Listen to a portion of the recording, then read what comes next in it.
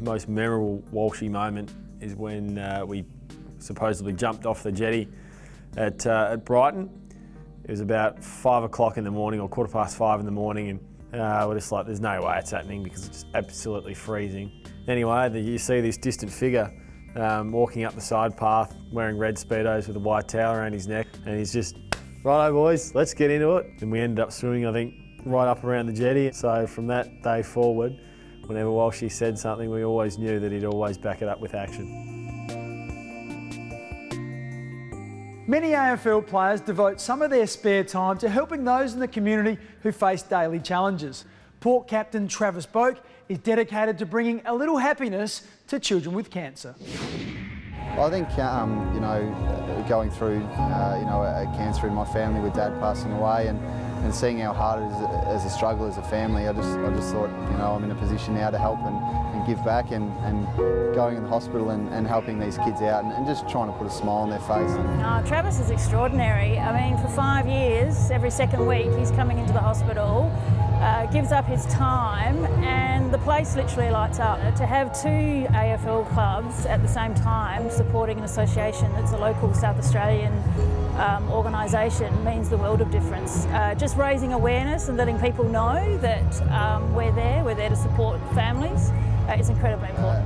It's a great thing that both clubs are doing, and getting right behind an organisation that supports such a big thing in life now, which is cancer and kids with cancer. And it's great that both clubs have got involved and really showing awareness for this charity and the disease that can affect so many people, not just the kid or the person going through it. It affects the whole family, and that's where the CCA are really great in getting involved with the whole family.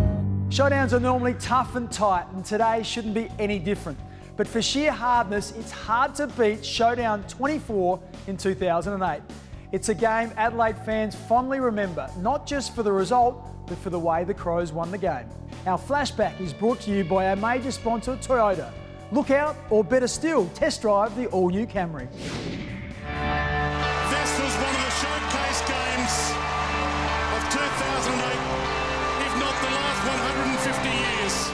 Yeah, I remember going into the game, Port had a fair bit of scrutiny on them from, I think they had a poor performance the week before, and they were, I guess, questioned in the media by how hard their attack on the football was. So off the back of that, I think we sort of expected them to come out pretty tough. It's Dragonsworth, Jericho down.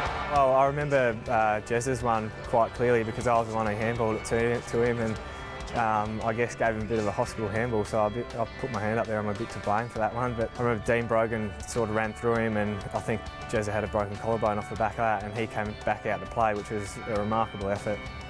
Vinny Del Bono, our head trainer, was around the scene, and I think there was a bit of a scuffle going on, and Vinny got caught up in it all, and his head got brushed by an opponent. We thought it was something serious at one point because he didn't get up for a little while, but later we found out on the vision that there wasn't much to it, and yeah, he certainly copped a fair bit around the football club after that.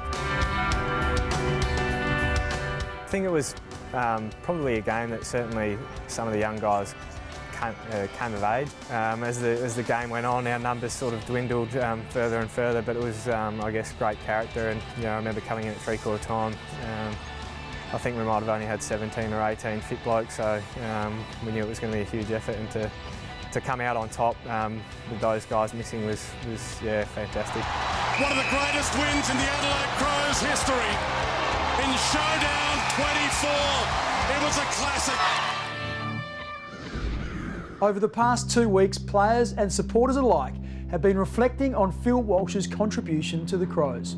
So when Farmers Union Iced Coffee asked fans to have your say, we wanted to know what was their favourite memory of Walshy.